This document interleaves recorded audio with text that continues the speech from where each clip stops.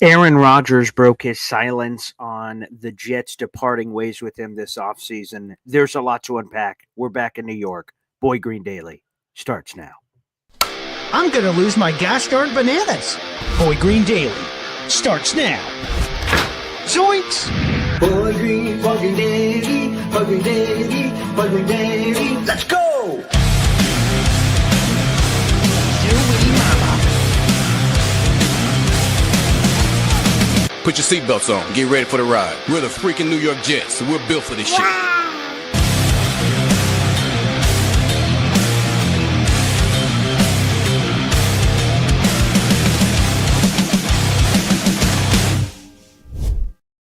Good morning, everybody. I'm Paul Lesden Jr., a.k.a. Boy Green. I'm the New York Jets digital reporter for Heavy.com. Welcome to Boy Green Daily, a daily New York Jets video show, also available wherever you get your podcasts. Welcome back to myself. We're here back in New York after being in Vermont and New Hampshire and all over the place. Make sure you guys like the video, hit subscribe as soon as you come in. The Aaron Rodgers speaking on the Pat McAfee show broke yesterday. I was in the middle of a 9-hour drive home. And yes, I am back home, Dave Briga. Thank you very much. I am back home. So I had a 9-hour road trip yesterday getting back home. And you know, in this day and age where I'm a sports talk radio host for a living and I cover the Jets for Heavy, it's a very right now, all the time, now thing. I love yesterday that I got a chance to marinate. I heard Aaron Rodgers' comments. I heard the full show of Aaron Rodgers on there for about 45 minutes. I listened to the full thing. I got to marinate on those. I got to think about it. And I have a lot of takeaways, a lot to unpack. And one of the things I will unpack is that I believe Aaron Glenn clearly made the right decision ripping the Band-Aid off from Aaron Rodgers. Cutting Aaron Rodgers was an unpopular move among the fans and players in the locker room. But just because it was an unpopular decision does not mean it was the wrong decision. As a matter of fact, I have more conviction now that it was the right decision more than ever before. I'll explain my thoughts. We also have a full article in the YouTube description down below. We'll get into that as well. But I think it's only fair to play a significant chunk of Aaron Rodgers' explanation on the Pat McAfee show. So we will play that right now for those who missed it, because I want you guys to hear the same comments I'm going to react to and the same things I'm about to share here on the show. But again, I think it's inherently unfair to just pull quotes without context. So I want full context on the table. We're going to play a significant clip here, and then I'm going to explain why I truly believe Aaron Glenn made the right decision cutting ties with Aaron Rodgers, and that was reaffirmed to me yesterday listening to this interview. So without further ado, let's play this clip. Aaron Rodgers joined the Pat McAfee show on Thursday, April 17th, and shared his side of the story for the very first time on the meeting between he and the New York Jets and how it all played out. Here we go. It was an interesting 2 years, to say the least. But, you know, I figured that when I flew across country on my own dime, that there was going to be a conversation. And the confusing thing to me and the strange thing was, you know, when I went out there, I meet with the coach. We start talking. Oh, no. Oh, boy. See, they don't want this. They don't want. No, you're back. You're back. They don't want this out there. They don't want this out there right now. You're back. So where did I leave you there? You meet with the coach. You meet with the coach. We start talking. He runs out of the room. I'm like, that's kind of strange. I was like, then he comes back with the GM, and I'm like, all right. So we sit down in the office, and I think we're going to have this long conversation. I've flown across the country, and 20 seconds in, he goes, I mean, literally, I'm talking to the GM about something, and he leans to the edge of his seat and goes, so do you want to play football? And I was like, yeah, I'm interested. And he said, we're going a different direction at quarterback. And I said, and I was kind of shocked. Now, not shocked because I didn't think that was a possibility. Listen, of course, if they want to move on, that's totally fine. But shocked because I just flew across country. You could have told me this on the phone. If we weren't even going to have a conversation, and this is verbatim exactly how it happened. So I said, huh? And he goes, we just want to know how you want it released, the messaging. And I said, verbatim, I don't give a shit about the message. And I said, why? And then he said, I don't want to be up in front of the room saying something and have guys looking back at you. Interesting. And I said, what does that even mean? Are you assuming that I would be in the back of the room during a team meeting undermining what you're saying? I said, you don't know me. And he said, you don't know me. And then I said, exactly, which is why I flew across the country to have a face-to-face meeting with you to talk about my experience with the Jets and to hear your vision for the team. 20 seconds in. What I thought was going to be a couple-hour meeting turned into like a 15-minute meeting, and I walked out of there. But So at that yeah, moment, that was a strange meeting for so sure. There was obviously- no me pleading like, please have me on the team. No, I don't know.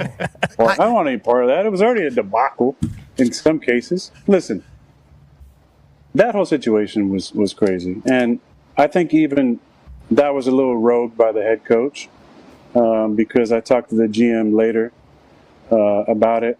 Christopher Johnson called me. Chris is a fantastic guy. Anybody that's ever met Christopher Johnson says the same thing. He's a phenomenal dude. He's about the right stuff. He's a sweet human being, and I'm thankful that I got to meet him and Doris because their friendship was a big bright spot in the organization. And there's a lot of great dudes there. There's great players there, great humans. There's great, Yeah, and there it is. There is Aaron Rodgers on the Jets breakup. A lot to unpack there. A couple of things.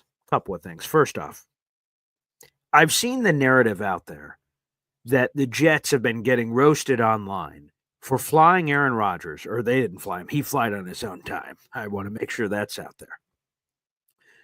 But people are making fun of the Jets or calling them all kinds of things because they had Aaron Rodgers fly out from the West Coast to the East Coast to meet with the team. Here's my thing, okay? You want to make fun of the Jets for that. Let's all be honest. Let's keep it a buck, as the kids say. Let's keep it 100. I'm trying to stay hip for the kids. Let's keep it 100. If the Jets decided to call Aaron Rodgers on the phone or text him or call him, anyway, it's all the same, and they said, hey, Rodgers, we're done. It's over. Boop. Hang up the phone. We all know the Jets would have been made fun of for being disrespectful, cold, emotionless, and all these other things. So I've seen some of that narrative out there. Why did the Jets fly him over? Oh, geez, what are they doing? Come on, man. Aaron Rodgers has made millions upon millions of dollars. He can afford the flight. That's no big deal. Plus, he has a house over here in New Jersey anyway. So he just went to his house later that night. So come on, get real. If they would have just, called him on the phone, it would have been all the lame things. I actually respect the Jets that they told this to his face and said, hey, man, we want to do this one-on-one. This was a significant trade, one of the biggest trades in Jets history. We're going to tell you to your face that it's over. That's real to me. So I just want everyone to know that's making fun of the Jets for that.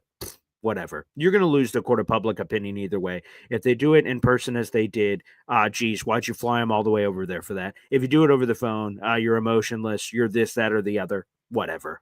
You're not going to win that battle in the court of public opinion. So it is what it is. So that part of the exam, I just want to establish that. But here's the thing where, again, after hearing that Aaron Rodgers press conference at the Pat McAfee show, where it instilled to me, they made the right choice.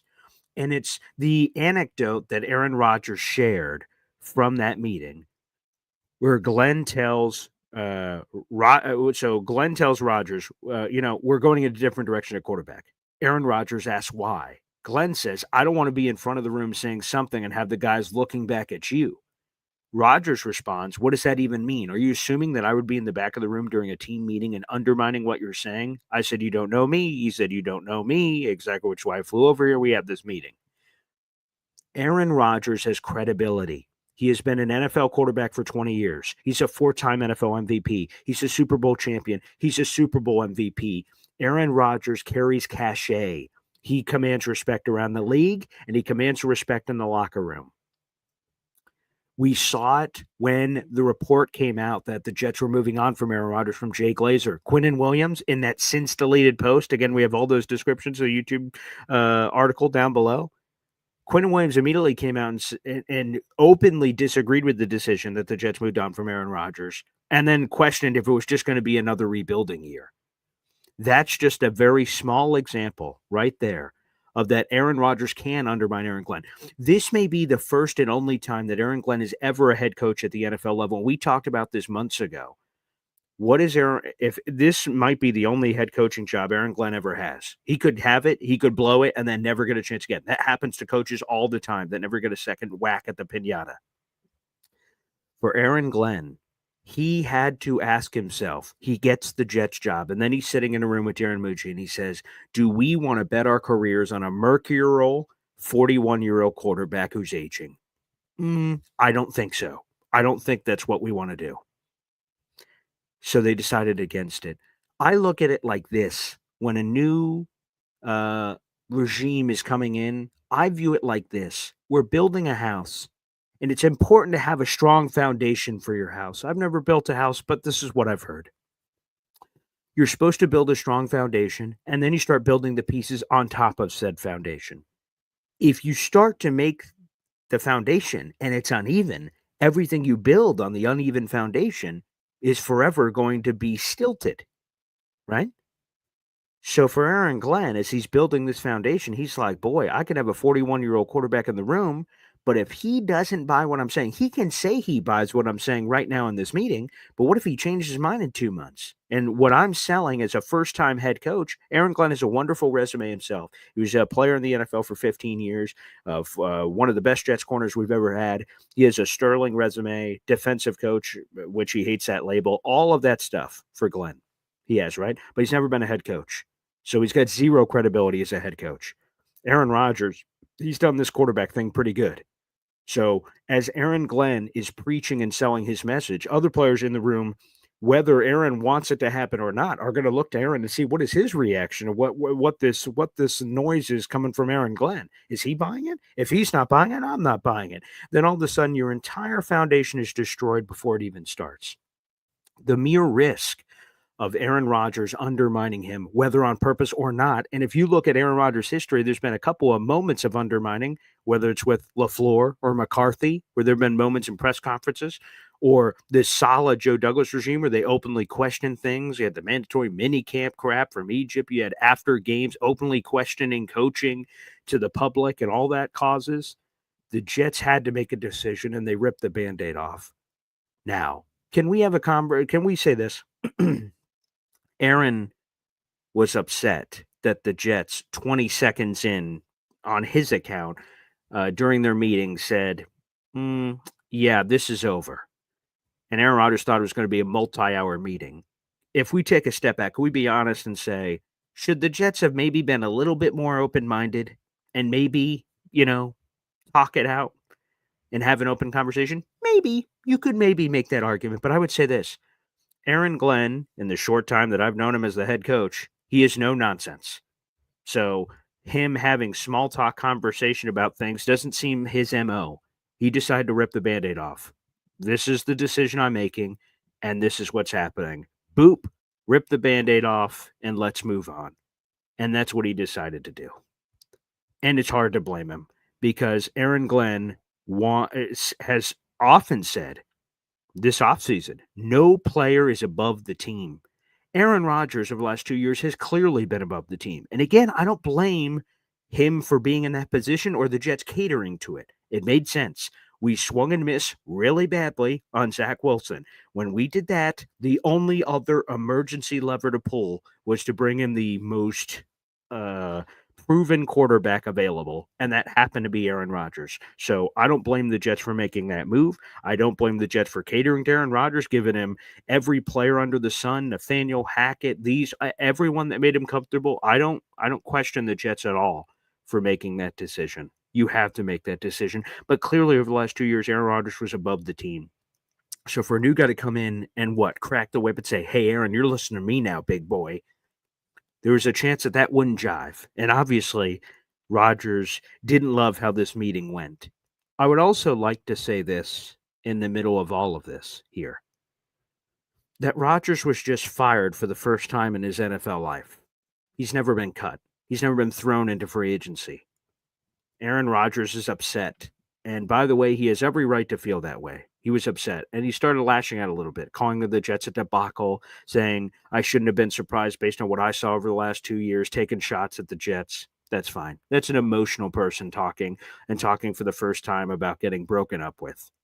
Hey, we've all been broken up with. It doesn't feel very good. We've all been fired, whatever analogy you want to use. Broken up with, fired. It doesn't feel very good. But it's a harsh reality, and it eventually happens to all of us most of the time. So for that, Aaron can feel however he wants to feel about it. The Jets decide to rip the Band-Aid off. And here's another reason why the Jets made the right choice, right? So Aaron Glenn comes to Rodgers, and in Rodgers' own words, and asks him, are you playing football next year? And Rodgers gives a cute answer, the classic vintage Aaron Rodgers, mysterious, right? Well, what is this book called? Right? What's this book called? As I throw it up on the screen, Out of the Darkness, The Mystery of Aaron Rodgers, right? I know Aaron Rodgers didn't write this book. Ian O'Connor did, but you get the point. You get the point about the mystery. He said he was interested. He didn't say yes. He didn't say, yes, coach, I'm all in. I want to be a Jet quarterback. I want to be the guy. He said, I'm interested. And Aaron Glenn's like, okay. So Aaron has no one to blame but himself for that part of the conversation. And here's the thing where it gets serious, and I want to send my love and everything in my body to Aaron Rodgers and his camp. Aaron revealed during the Pat McAfee interview that several people close in his inner circle are dealing with very serious things that he didn't want to get into on air, and I totally respect that.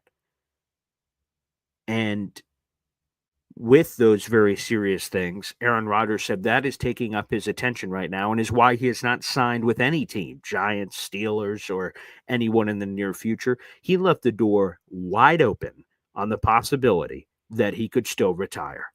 So let's go back to the Jets' decision to move on for a second.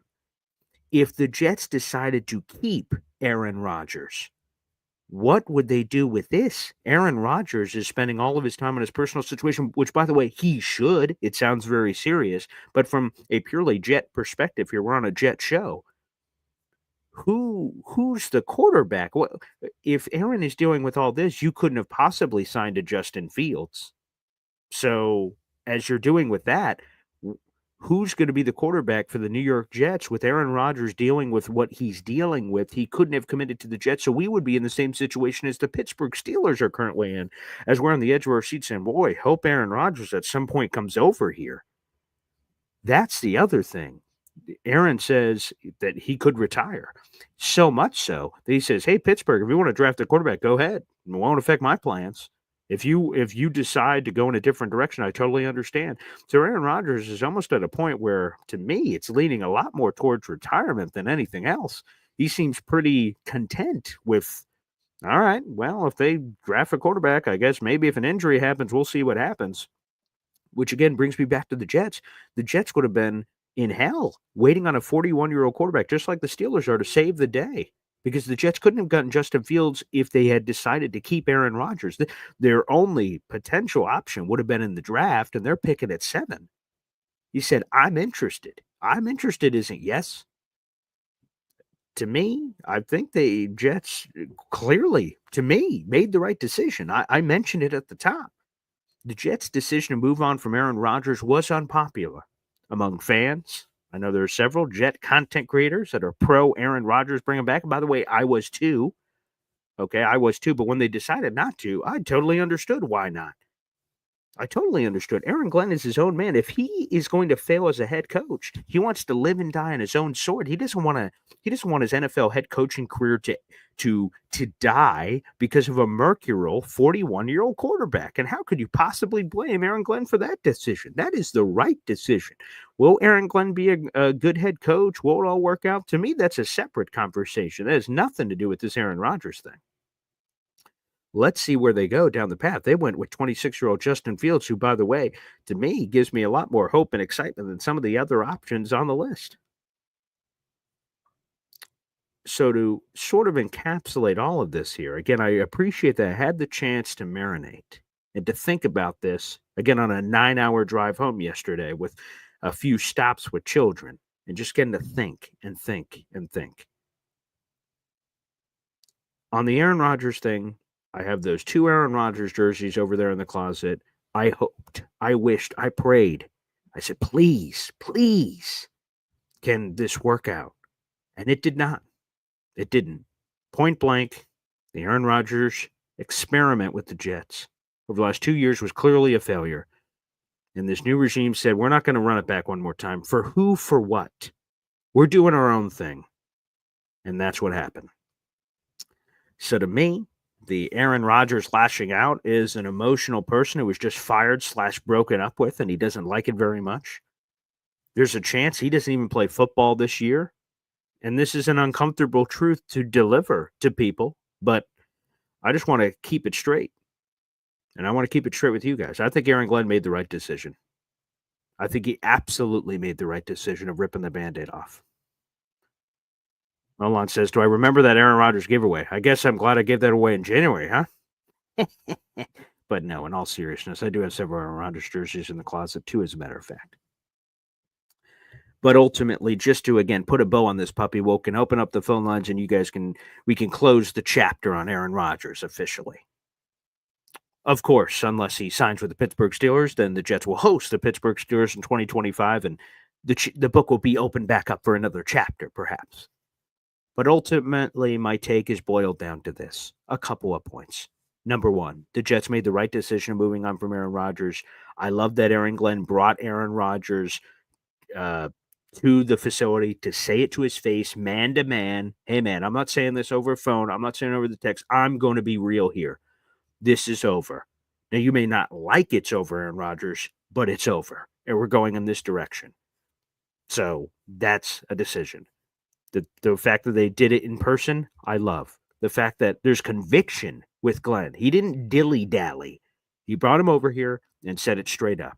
Could he have had a more open conversation there, Rodgers? You can make that argument that there are things to gain from speaking with Aaron Rodgers, who's been in the league for 20 years, and to pick his brain about a variety of subjects. Sure, there's a chance that you could have had that conversation. But at the end of the day, though, just the off chance, that's the only real criticism to me that you can have about this process. Everything else was pretty straight up. And now Aaron Rodgers is someone else's problem, not the Jets' problem. The Jets made the right decision. Again, just because it's unpopular does not mean it's wrong. And Aaron Glenn warned us that more unpopular decisions are coming, that he's going to make in the best interest of the team. Again, will the Justin Fields thing work out and all this other jazz? We're all going to find that out together. But in the immediate, the Jets clearly made the right choice. Alan, let's go to some comments here. We'll also open up the phone lines. There was Alan jumping in. There's no need for a 45-minute conversation. You rip the Band-Aid off and you move on. Yeah, Aaron Rodgers revealed that it was basically his stay at One Jets Drive lasted all about 40 minutes. There was a 20-minute meeting with all the Jets brass. And then he started talking to a few individual Jets people that he loves and respects in the building, equipment managers and workout people and things of that nature. They ripped the Band-Aid off. They moved on. And it's over. Aaron Rodgers, all of that is over. Kevin Gilmore on our Facebook page says, Aaron is a cancer to any team. Let's be honest, needs to humble himself. I'm not sure I'd go that far to say he's a cancer. I thought he was a really good teammate. I mean, there were moments where, again, he called out guys like Mike Williams and the red line and things of that nature. But, I don't question the teammate stuff, but Aaron, whether he wants it to be or not, there's a lot that comes with Aaron Rodgers. He talks about things that are well beyond football, which, again, is his right to be able to do, but it's also the right of others to react accordingly.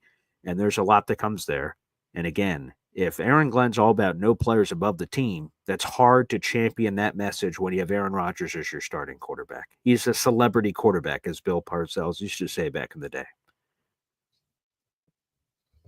Jake says, I'd love nothing more than Rodgers playing for Pittsburgh and making them have a losing record and miss the playoffs. I would love to see Aaron Rodgers, Jets, Steelers. I know some people fear that in the community.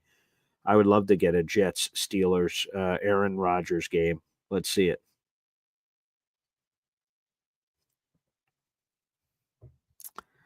Sharif Abdul Ali saying, that's the raw truth. Thank you. I feel like it needed to be said. Paul Taxter, love your take, Paul. Agree, 100%. Hey, there you go. Hey, now. Appreciate it. Thank you, Paul. Fellow Paul. Yeah, A-Rod could be the next Jeopardy host. I guess that's possible. Sure. Dave Briggett says, Steelers backing away from this dude. I don't think they are. I think they're desperate.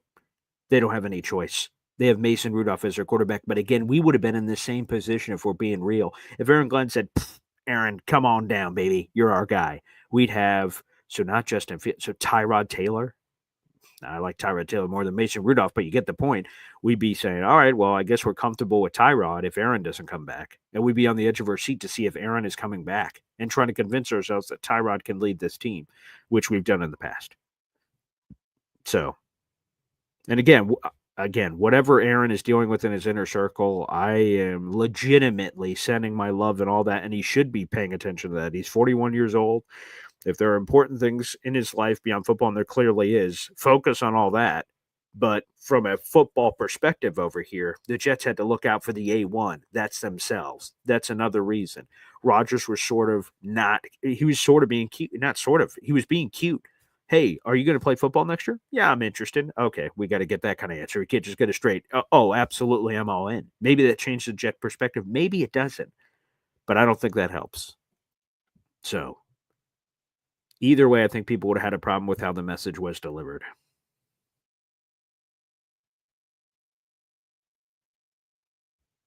It's always something with Rodgers. Steelers questions. Yeah, months after. Yeah, this meeting was in late January, early February is when this meeting was.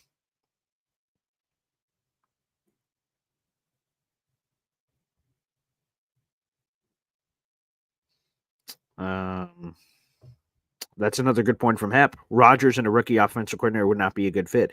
Yeah, Tanner Engstrand has never called plays at the NFL level. Aaron Rodgers, again, is Aaron Rodgers. See, this is why I think a lot of the rubs would have been bad news bears. It would have been a tough situation. The Aaron Glenn messaging of no one's above the team, and then Aaron Rodgers constantly being above the team, and that sort of diatribe where Aaron Glenn's trying to sell his message, but he can't because Aaron Rodgers is there. That would have caused issues. Aaron Rodgers, let's just go into that for a second, Hep.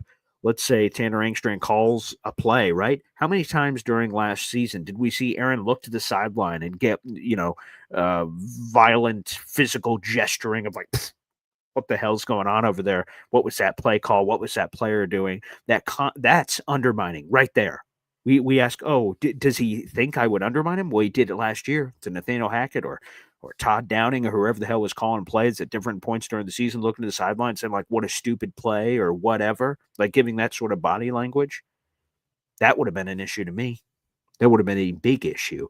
And think about, and those are veterans, right? Todd Downing's been around forever. Nathaniel Hackett's been around forever. His father was a coach. Tanner Engstrand has not been around forever. He's been around forever in his own light, but he's never called plays at the NFL level before. So it'd be very easy for him to call a play and Aaron just go, stupid. And then that destroys the confidence of Tanner Engstrand and sort of ruins the whole vibe. That's the other thing I would say. So great point by Hep. Molon says the Jets bent over backwards for that crybaby. This is how he repays us? F him. Yeah, it does sort of hurt to hear him say, so he was such a staunch defender. I picked the Jets. They were this young, up-and-coming team and all this other stuff. To hear him say that 2 years ago, and then now he's a little hurt about how he was fired and dumped and broken up with. He's like, they're a debacle. I shouldn't have been surprised based on what I've seen the last 2 years with this Jets team on how they handled things. Whoa, man. Whoa. Whoa, come on, man. We got to take those kind of pot shots. Come on, Rodgers. Come on. You're 41 years old, man. Let's be a little bit more mature about this. Now, again, you got fired for the first time, and I have a sympathy for that of being cut and fired. I know some people won't because of the millions of dollars you make, but come on, man. Come on, man. It just seemed weak.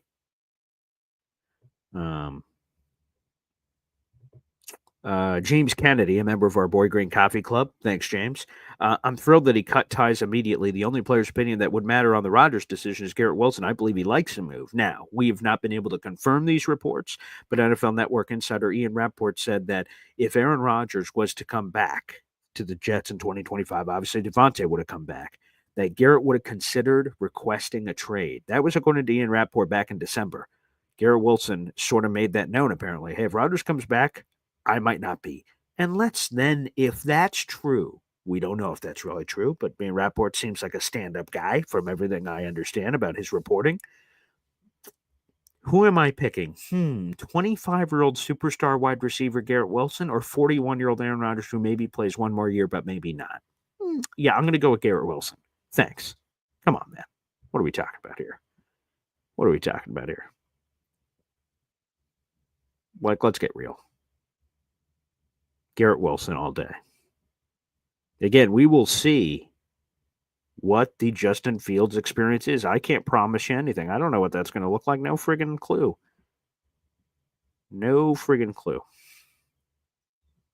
I have no idea how that's going to go. We'll see.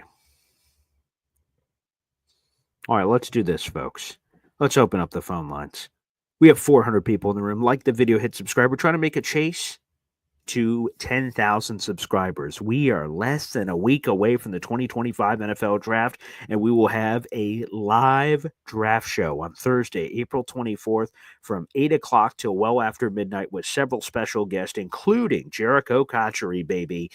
James Woody's going to join us. Hop on Pop's going to join us. We're going to have several other guests and phone lines open. YouTube.com/BoyGreen25, just like they're about to be open in just a minute, which I'm excited about. Keep those memberships and raffles flying because the thing we have up for grabs for the rest of this month is the Replace BMAC emoji. The Replace BMAC emoji is up for grabs. Whoever has the most memberships gifted by the end of the month will get to do this. Replace the BMAC emoji, the emoji bounty raffle. The highest bidder during the month of April gets to replace the BMAC emoji. And currently, let me make sure I pull up my current leaderboard here. All right, let's pull that puppy up here on the program. All right, let's see. We've got J-Boy is in first place of this contest. So he is in the current leaderboard from that perspective. He has 75 raffle tickets.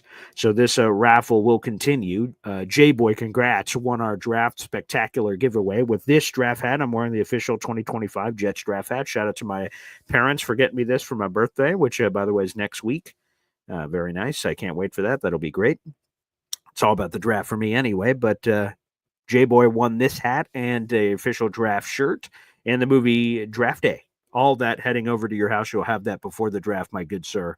So congrats to J-Boy for that. But the raffle will continue throughout the rest of the month for the leaderboard because, again, to replace the BMAC emoji here on the program.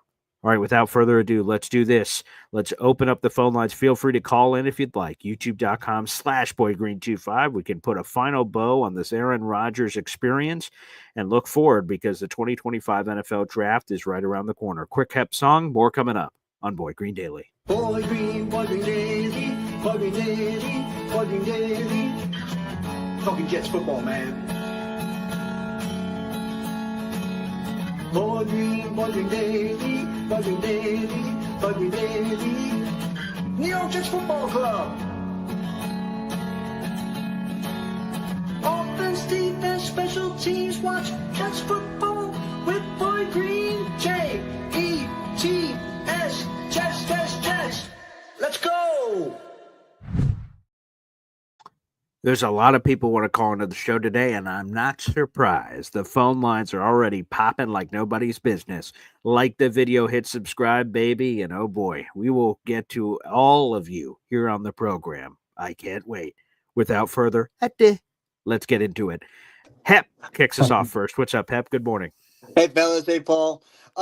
Yeah, I'm just glad the circus is over. You know, I'm done with that. Let's constantly, like Ricky was saying yesterday on Green Bean's show. He was saying that he was remembering the old '90s football with Parcells and the whole Mhm. lunch pail attitude. Go to work, do your job, boom, boom, boom. I'm up for that. But on the Yeah. side note, there was a guy that was mentioned, a defensive tackle that was supposed to be maybe taken in the seventh round, named Desmond Watson, 450 pounds. Oh yeah. Individual. I heard about this guy. Yeah, yeah, yeah. He looks like he's playing with like 8-year-old children or something. He's a massive It's dude, so man. crazy to hear the weight difference. So I think the small. I'm gonna mess this up. It might be Tez Johnson. I'm gonna have to double check the bingo card because I could find that out. The smallest player in this draft is like 155 pounds, and to hear that guy that we have a difference, we have a 300-pound difference between prospects is wild. So yeah, I have heard about this big fat bastard. He's played more reps than I thought. You would think of that weight, Yeah, right? That I'll have to pull it up before the end of the show. Like look up his reps. He played like I don't know 20 to 30% of the snaps. You're like holy shit, this yeah, big he fat actually bastard. moved. Yeah, he Yeah, moves around. I thought he would just kind of stand there and breathe heavy. But yeah. no, Hey, he actually a he does. space eater just literally lay sideways on the ground. I mean, you have to go around that somehow. I'd be okay with that. That's exactly what we need. Yeah, Well, the seventh, yeah, I mean, not right. really. Well, who gives a flying hoot? Exactly. Yeah. I know you got a lot of calls, Paul. I'm out. Peace. Appreciate it. Thanks for the call, Hap. Yeah, man. Yeah, I did hear about that. Yeah, the name didn't ring the bell, but you say the weight, right? That's in the draft profile. I'll have to pull that up before the end of the show to bring up his analytics. But I was sort of going through it, and yeah, he played like 20 or 30% of snaps last year, which again is surprising considering the weight. That's pretty crazy. Again, we got a ton of phone calls. I'm not surprised on this topic matter. So let's keep rolling along. Let's go to the guy that made all of this possible. Look at all this that we have. It is the one and only Gator, baby, with the 2025 draft spectacular coming on here. What's up, Gator? And we probably got Goose there too, I imagine. Oh yeah, yeah. Oh no, always, Ah, beautiful. All right, always. awesome. What's cooking, Hey Gator? man. Good to have you on the Yeah, show. yeah. Appreciate it. Man, yesterday was a sad day. It continues to be today. Just the realization that the organization, definitely needed a facelift. Has a facelift. I have some concerns. I mean, the simple thing to me about Rodgers is I just really hope that some of the fan base goes back and remembers how they felt when we drafted when we traded for him, and Hmm. then Hard Knocks and him running out with the flag, and of course the devastation of him going down and missing a whole year. And then the following year, there were some games in particular that made me proud to look at what the Jets could be, and in particular that third game against the Patriots. And Oh yeah.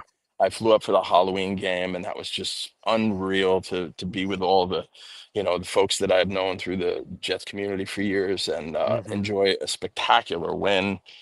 With some of Garrett Wilson's probably will go down as some of his greatest catches, Yeah. maybe in his career when it's all said and done. Hmm. There were just some moments with Rodgers that I think we all need to step back and say thank you for, even though there were distractions and there were things. And at the end of the day, I think I'm excited about Fields. I'm excited about the potential of this team. I am concerned about Aaron Glenn, and I'll tell you why.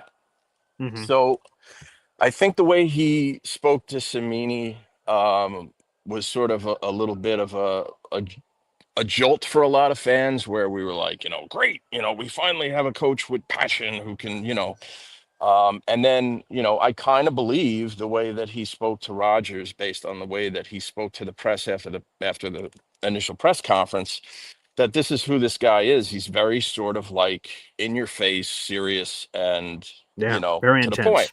Hmm. Yeah. which I think is a little bit early in my taste. I kind of wish that that person would eventually come out organically, and that he should enjoy the sort of like introduction, and enjoy the sort of like period of time where he grows into the role before he starts being so. Because here's the thing about Glenn, in my personal opinion, he better effing win, Oh, because sure. if he doesn't, all of this was a joke. And I'm not saying they should have brought Rodgers back. I'm not saying that at all. I mean, would I've Hmm. liked to have seen that? I think that the point at which the Jets made their mistake was not firing the whole coaching staff at the end of Rodgers' first year. That was a mistake they Correct. made.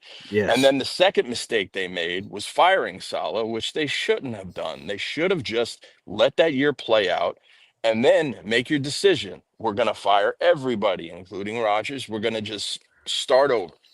The way that they did it, the way, I mean, even the way they demoted Hackett, everything the Jets did, and I blame Woody Johnson for everything that I've seen over the last decade or more, has been an embarrassment.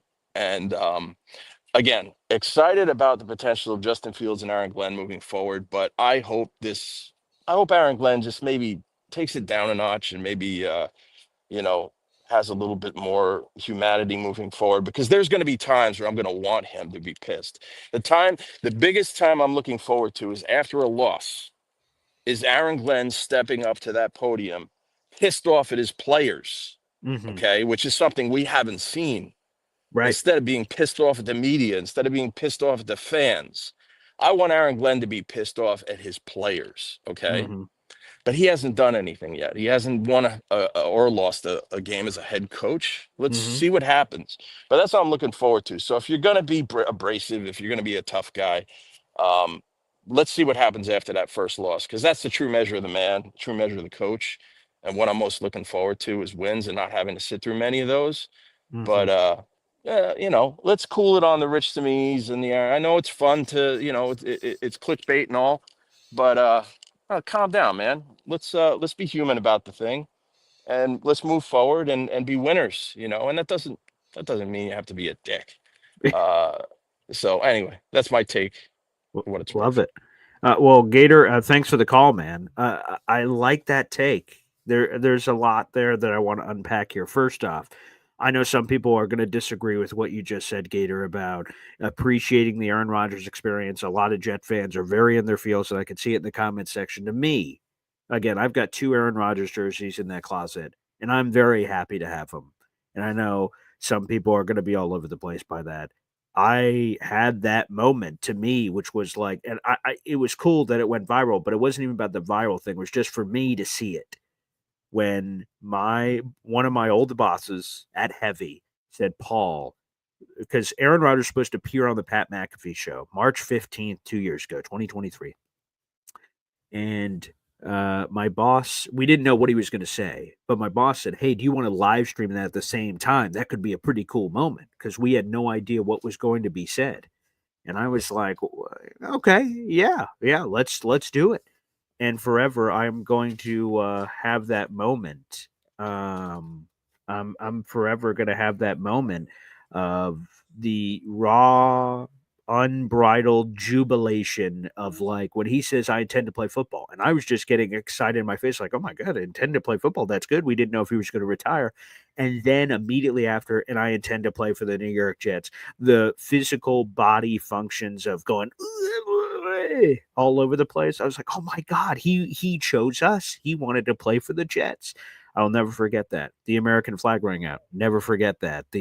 Some of the moments you talked about, the Halloween game, the bomb down the right sideline to Devontae Adams for the touchdown, the 200 yards in the final 5 minutes against the Jacksonville Jaguars, all super cool. Again, I know it's all for naught because the 2023 season ended up being a wash, and then the 2024 season, the wins, some of the moments were cool, but there was only 5 wins. So I know a lot of people are not going to look at that kindly, but I think time will ultimately be able to separate everything here. When we get away from this, um, when we get away from all this at the end of the day, I think we will be able to separate it and appreciate whatever the good moments were, appreciate the Jets taking the swinging, being aggressive, and all of that. I think it's going to be a little bit more difficult for some of those people to appreciate that right now. A couple of other things off the Gator call that I will get to. Um, I agree that if you were going to fire Robert Saleh 5 games into a season, then you should have fired him at the end of the previous year, because obviously you didn't believe in him. You didn't have a long enough leash. So I agree with the Gator assessment of the mistakes. If you were going to fire him, you should have just fired him all after that first year. It would have felt premature, but if that's how you felt anyway, it doesn't matter. What I felt was premature or not premature. So I do agree with that from that perspective. And they've ripped it off. Now, finally, to the Aaron Glenn being this hard ass, you know, I didn't, you know, I knew Aaron Glenn as a player based on his reputation, but I didn't like get to talk to Aaron Glenn in the locker room when he was a player, so I have no idea if this just is who he is. I appreciate the genuineness, and I think other people will too. But you are right, Gator, in your assessment that the tough guy act works right now. Everyone can be tough in April. Like, there's nothing holding your ass to the fire until he gets to wins and losses. I think he's handled all the press conferences and stuff as well as he could. Again, I think the rough side of him is who he is until I see a different side of him. That's the only version that we have. But I would just say, of course, it all comes down to the wins. It's a wins-oriented business, a results-oriented business. If he wins, we love it. If they don't, we don't. And that's what it boils down to. But fascinating call there from Gator. Good thoughts. Again, we got a lot of callers here, so let's keep rolling down and going through. All right, who do we got next year? Cup of Philly noodles for breakfast. What's up, pal? It's been a minute, man. Yeah, too damn long, quite frankly. Good to have you back. I know. Thank you, sir. So, according to Gator, I'm going to be the bipolar opposite of that. Okay, I'm great. usually like Sunday morning. Right now, I am happy. I'm full of glee. Sure. Because Aaron is Aaron, and he is doing what we'd expect him to do. Mm-hmm. Make it all about himself, as typical. Whether nobody wants to believe it, it's what he's doing. Bye, baby, I love you. Just typical Aaron Rodgers fashion. The man could have just said, they went their way. It is what it is. No, he went to Pat McAfee. He is already saying explanatory. You see how they're trying to establish and break up my internet connection. He is starting a conspiracy at the end of a tenure of getting kicked off a team. Dude. That they don't want him to explain his side of the story, right? Yeah. That's what he accused him of. Yep. Come on, man. Like, listen, I'm not saying I'm with, I think it was Chris Canty. He's a cancer. I don't want to go there. Oh, yeah, yeah. That to me is way too far. Right. I do want to say conspiracy at the end of your tenure so you can just backlash back at us. Like, just, dude, take it as a man, bro. They made you spend a little bit of your millions. First off, everyone forgets the guy was just hosting Wheel of Fortune. I mean, Jeopardy. Yeah. Like, you don't come into the room with a hard ass no. You know the guy. It's not like he doesn't know who Aaron Glenn is. Come on, man. It's the NFL. People say things. Oh yeah, Aaron Glenn's he's a tough ass. You come up to him and you go, well, I'm not sure if I want to play, man. I'm interested. Wow, that's cute. I'm interested, bro. That's like you get the girl in text message and you're like, hey, babe, what do you think? Well, I mean, maybe. Well, that's it. I'm already moving to the next chick. Sorry. I don't got time for that, man. Right. See, that's just the tip of the iceberg, right? Because that's what Aaron Rodgers does all the time. He gives these maybe answers all the time. Yes. Aaron Glenn is probably like, they probably had their decision already. Again, obviously, I don't think if Aaron would have given a more straight answer, would he have gotten a better thing from Glenn? But I think it just goes to show that that's Aaron Rodgers' default setting on his action figure is to give these mysterious answers and leave everything vague. And Aaron Glenn, I think of that moment, probably like, oh, thank God we already know which direction we were going. Dude, he's an enigma. No, okay, cool. That's cool for TV and Netflix. It's not cool for professional sports. Like, you want to be Dennis Rodman? That's cool. He had more than one ring. What about that? How about that? Listen, I get mad. Everybody, 4 MVPs, He won 1 Super Bowl. Statistics are proven that any other QB can win 1 Super Bowl and be tied with him with Super Bowl rings. And he wanted to bring a Super Bowl here. Well, every facet of what happened in the past 2 years is not going to do that. And my thing with real Jets fans, hear me out, please. Sure. I love our community. My problem is those who wanted him wanted to sacrifice a single season of breaking the playoff curse over building a franchise again properly. Like, I'd rather take an opportunity of going to the playoffs, I don't know, 3 out of 5 seasons versus 1 maybe playoff run. Like, what are we doing here? Like, that doesn't make logical sense. because I'm going to miscalculate it as 2015. That's not proper. 2016 would have been the 2015 in this example, but the point is that I think we all had this offseason, and hopefully some of us did, an honest conversation about what was the ceiling of the 2025 Jets with Aaron Rodgers. What is it? And an honest conversation. We all get in a room and we say, guys, let's all be honest. So I know I say Super Bowl every year, but what is the honest conversation? Of what is our ceiling? Is it Super Bowl? Is it AFC Championship? Is it maybe playoffs? And then once we get that answer, we say, okay, is the juice worth the squeeze? Exactly. Yes? No. Rodgers, how long are you playing? Maybe one more year? Ugh. I don't know Maybe. about that. That's And what I'm I not mean. even sure, guys. Yeah, right. Because obviously he's not. Because obviously the same personal things he's dealing with now, which again, thoughts and everything's sent out there, but everything he's doing with potentially Pittsburgh would be the same thing he's doing with here, which would leave this uneasiness of, oh, guys, maybe I'm not going to be able to play. That wouldn't have changed whether he was a Jet or a Steeler or any team. Yeah. Listen, I don't know. Listen, I don't have, there's so many other ways to put analogies to this. One of the comic runs with Thanos and Marvel history is one of the comments is I forgot what it is exactly, but it's whatever it is to court death. To court Aaron Rodgers is to court, like, you could substantially hinder your franchise. The dude costed us second round pick, then multiple contracts to, what was it, Billy Warren or whatever, the Carter. Oh yeah, Billy whatever. Turner or the Billy tackle. Turner, Yeah. like, come on, man, Yeah. like, stop acting. People need to stop. I love our fandom, but it's Sure. like, dude, it's okay. I wish it would be smoother, but he couldn't help himself but go to Pat McAfee and start a problem already right before the draft, right? It's like, I'm gonna drop nuggets and get mad and upset, and then conspiracy and blah blah blah blah blah blah. So listen, everyone can take it as it is. I know I'm unapologetic of my stance on him, and it is what it is. Let's keep it moving. I just made breakfast. I'm not All right. Beautiful. Enjoy it. Cup of Philly noodles. So I'll have to have a couple of Philly noodles right after this show. Okay. Love it. No, thank you for the call, Philly. Appreciate the passion. We're having a lot of different takes here. Again, we have a ton of callers. I'll get to all you here on the show, I promise. So let's keep working our way through this. Up next, we have the legend, Dave Briga. What's up, Dave? Hey, good morning, Paul. Good to see you're home back safely. Thank you so much, sir. And my thoughts and prayers go out to you and your family dealing with your Thank you situation there, I appreciate Anyway, that. Thank you, sir. Revisionist history is revisionist history. Yes. You can't go back. What we have to do is look forward.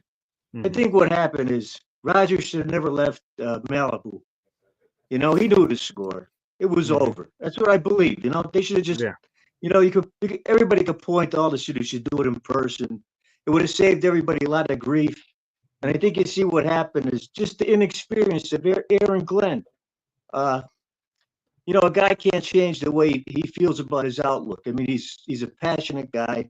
He just he's inexperienced dealing with these things. I think that's the way you have to look at it. Yeah, right. He's never been fired in his life. This was time number one at 41 years of age. Crazy. Yeah. Right. And Rodgers belly aching about paying his plane fare. That's a little weak in my book. You know what I mean? 100%. This guy's made. I Read put the it room, in the chat. man. Come on, This read guy's the made room. more money than anybody in NFL history. He used to bellyache about paying a plane fare. Yeah. Then on that interview, he bellyaches about the internet. I mean, come on, show that you got some guts.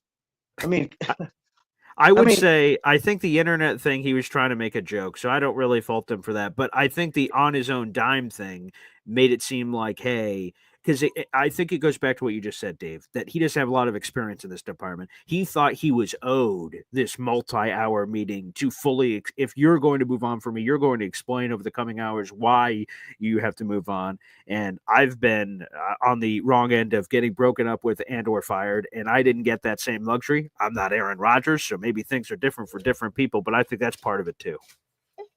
Well, you had two different personalities. You got Rodgers, a self-consumed person, and you got Glenn is trying to run a team, trying to deodorize the situation, Right. I mean, you have to consider what the whole, it was great at the beginning when Rodgers came in and, but the problems he brought with them, bringing in Hackett and all his Green Bay buddies that did nothing for the team for the most part. I mean, it really hindered the organization. I mean, this, I just go back to that scene on the sidelines when he pushed Salah after Oh, coming off right. the Week field. 3. Right. I was Right. there in the building when that happened. Yeah. Can you imagine doing that to a coach with any backbone like Bill Parcells or any Oh, coach? boy. Can you Oh, imagine boy. doing that? I mean, I played sports. Yeah. You got to take a lot of gruff. I mean, the players, the players, the coaches are the coaches. I know There's these a guys are line. millionaires. Right. I know these guys are millionaires, and they think that they're above the coaches and they're above everybody else, and we're living in a different era. And we know we don't have Vince Lombardi over there to tell you get on the sidelines. And they, everybody worries about buying uniforms, jerseys with the name on the back instead of the name on the front. Okay, this is what we got to get back to. It's a team game, okay? And I think this is what Glenn wants to reinforce. And the biggest problem I see with this is the fan base is just we're all divisive. Everybody's cutting each other up over this Rodgers deal. He's gone. Yes. He's gone. Face the facts. He's gone. You run a business. You run an organization. You try to bring in a guy like this that has his own mindset and a new coach with a new coaching staff trying to reestablish a winning attitude. It's difficult. Yes. You bring him in, he says all the good things. They make up. They're good. Down the road, static starts to start. What happens? Then then you just have more divisiveness. I mean, I know everybody wanted Rodgers to go forward because they think we don't have anybody. Well, maybe we don't. Win or lose, he doesn't win. Glenn doesn't win. He's out the door with or without Rodgers, correct? Yeah, of course. Right. You Yeah. know what I mean? So nobody's to say that if we keep him, he's going to win. I know if I'm a coach, if I'm a businessman, start a new organization, I'm taking everything. I've gone over this. They had months to deal with this, the strategies, the draft, thinking about the players they're going to bring in. They made a decision. The fan base has to understand it. You may not like it, but you're not running the team. You're not running the organization. Okay? We're Jet fans. We've seen what happened. We want to go forward. We want to win. I don't know what else there is to say. I've been around here for the good times and the bad times. More bad times for the last 15 years.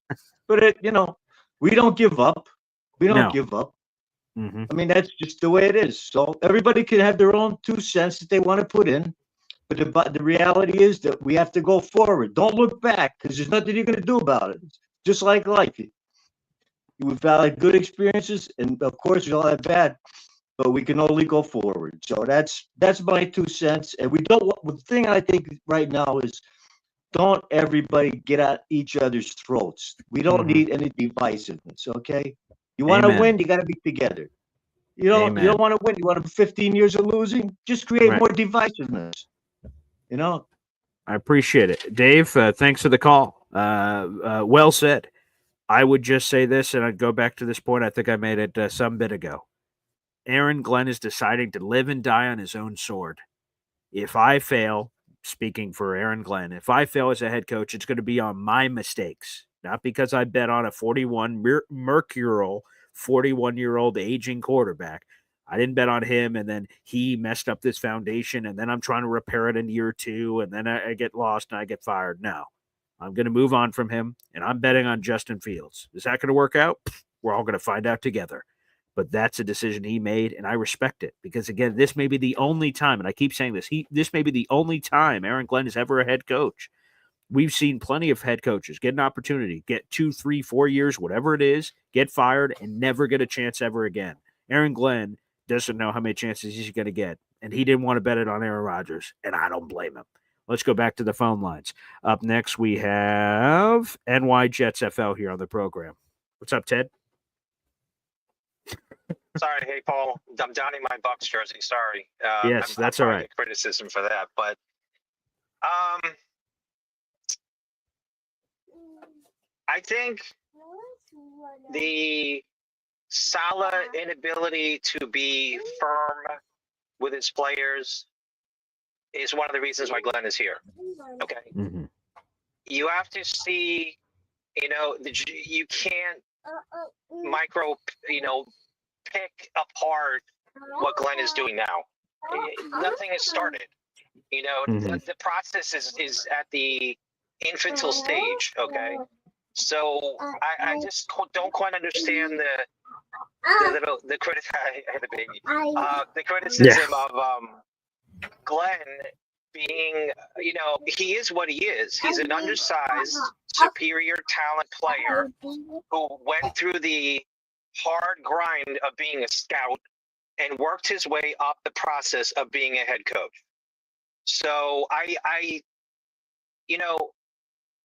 rather take that over a coach who came in and the players played down to a horrible level, including Brees Hall and Sauce, and you basically have, what you had last year. You had players that didn't play up to their potential.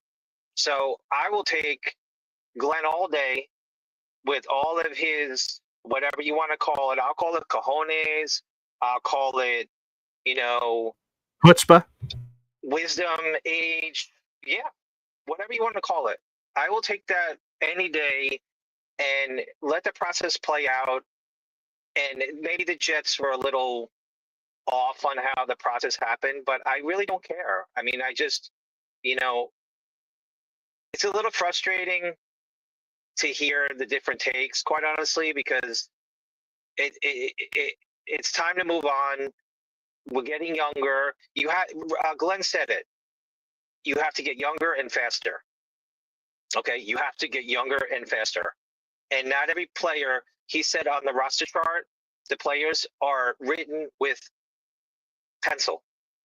Okay, so anybody can go. This is the culture part of the established culture part, right? This is it now. So I get a lot of calls, Paul, and I haven't called in a while, but had a crazy schedule. So Yeah, I appreciate it. I would just say let's let the process play out. Let's see what the draft is like, and you have to ultimately judge them how the players play on the field. And until then, I mean, I don't care how Glenn, what his process is. Obviously, if he doesn't get results like any other coach, Of course. then he's not long to be a head coach, or maybe he's a better DC. We'll find out. Have a great day, Paul. Yeah. Appreciate it. NY Jets FL. Thank you for the call. Yeah, let me double check this on Aaron Glenn. I just wanted to see something here. I thought I remember him getting a 5-year deal. He did. Okay, so Aaron Glenn received a 5-year deal. Those coaches' deals are fully guaranteed, baby. And yes, as Jets Worldwide says, wide. Hit the like button, please. Liking and subscribing to the video is absolutely free. Feel free in addition. Send in your super chats and buy Boy Green Coffee Club memberships, baby. We appreciate it. Yeah, Aaron Glenn signed a 5-year deal with the New York Jets. I know some people are we obviously have this massive playoff drought. It's the longest playoff drought in NFL, actively in the NFL and everything else, and the biggest in North American sports, tied with the Sabres, I guess, in Buffalo land.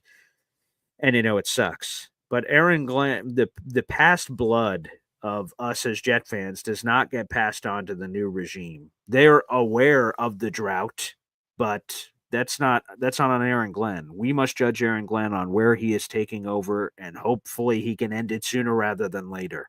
But he signed a 5-year deal. He ain't going anywhere, folks. This is the new regime. This is the bed we're sleeping in, and we're going to see where that pushes us moving forward. But the people that are saying like Aaron Glenn's on hot watch and he better win right now, all these games or else, I don't see it that way. Again, I'm not trying to advocate for losing, but let's see how quickly he can turn this around. There's a lot of talent on this team, and let's see how big of a difference. To me, what the real test of this year will be is how good is this coaching staff. We've had shitty coaching for a long time. How big of a difference just coaching make? Obviously, we've lost a lot of talent this offseason. Hassan Reddick, despite what we say about him, but all these guys, we've lost a ton of talent this offseason. Morgan Moses, this guy, all over the place. DJ Reed and all these other cats. But how big of a difference is coaching? Because I think that's going to be the biggest difference no one's talking about of the team we get from right now to the team we get in September. And how big of a difference does that make in wins and losses? We're all going to find out that answer together. All right, we got a couple more calls. Let's keep rolling. Johnny Boy here on the program. What's up, Johnny? What's going on, BG? Good morning, sir. How are you? Hey, good to see you, pal. Definitely, man. All right. I said I didn't want to talk about Aaron Rodgers no more, but And then here we go. Yeah. all right. In the very beginning with him, did we all wanted to work out? Yes. We all wanted it with Aaron Rodgers. We were hoping that it was going to be that this was the guy that was going to take us from point A to point B, but it didn't happen, right? I think that first year with the injury, it sucked. It deteriorated us as a fan base. We just started feeling like crap afterwards. We were like, okay, we got him back again. He'll be healthy. He was pushing to come back. We were all like, wow, this guy's all about it. Didn't happen. Next year comes back, same crap, 5 wins, and here we are. We were all talking about Saleh. Saleh is a coach that's a coach's a player's coach, right? Didn't really keep anybody accountable. That word that was used time after time after time after time in regards to that. Now we get a coach that's going to start putting players in their place. You're not bigger than the actual team itself. And I think that's one of the issues that a lot of the fan base is happening right now, right? You got the Aaron Rodgers fans, and I think you got the Jet fans. Which one are you? And I'm for myself, this is only speaking for me. For myself, again, I'm a Jets fan, right? We've been always saying that, BG, for the longest time itself. Of course. We flew to Cali to try to get the guy and all that. Let's all not forget in regards to that. Also, he flew now back to this meeting, whatever he was doing, and his private jet. He had charitable events in Jersey that weekend as well that tends to fall within the cracks itself that nobody's talking about as well. So he needs to not act like he didn't have some prior engagements to be able to go ahead and have out here in Jersey, New York, or whatever he was supposed to do as well. Do I believe that if he would have answered a yes to the actual questions, Boy Green, are you going to do a show tomorrow? I'm interested. Exactly. Right? Like it's a yes or no question. Like yes, no. And dude was like, are you kidding me? Like you're still doing that? Can you guys Aaron Glenn stated, right? Everybody is going to attend all camps no matter what because we have to build this the right way from the very jump. Can you imagine you're saying all of that and then you got, hey, he has issue A, issue B, issue D, and all that, but you end up finding out it's some other stuff in regards to that. Aaron Rodgers is playing a game with that in regards to, look, I hope whatever he's got going on, I hope he's okay. I hope his family's fine, whatever. You know, I don't want to be like not sensitive to that or whatever. But you've played ball, right? Of course, yeah. I've played ball. You've had coaches that have been very brash, very straightforward, and they have to be like that because you're leading men. You know what I'm saying? Like it, and it's a difference to that. I just him saying the stuff. Now you're saying all this. Oh, it was a debacle over there. It was all of this. I don't care about all that because he was being honest with it. I mean, yeah, it is. It's been a shit show in the Jets organization for a long time itself, right? Let's keep it 100. Let's keep it a buck, like the young cats are saying and things in regards to that. But it's not, for me, it wasn't in regards to that, man. It was just, why wait this long now to say everything? Let's talk about that. You know, what do you get out of this now? The team is done. It's, left out. It is what it is. Like the draft is next week. Your replacement has already been put in place for it as well. Just keep it up. Look, hey, thanks Jets organization for giving me this opportunity because at one point when I was in the darkness retreat, I was contemplating retirement, but you guys gave me that spark to go ahead and play again. I wish the guy luck and whatever he does later on. If it is that he goes to Pittsburgh, I hope we kick the dog shit out of Pittsburgh. Oh, me too. Aaron Rodgers as well, because I'm not scared of it. I'm not either. I see a lot of people out in the universe are, not me. I'm not afraid of that. No. And the organization is going a route right now that we have not had in a while.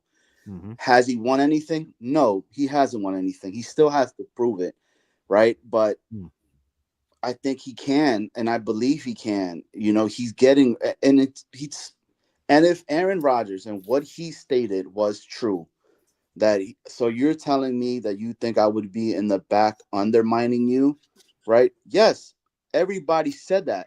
Everybody knew it. You saw it on the field, time and time and time and time. Like, my man did it. What are we talking about? He went up to Brick, right? Ulbrich, and was like, "Yo, do you think it's time for you to go ahead and just take me out right now in front of all the players?"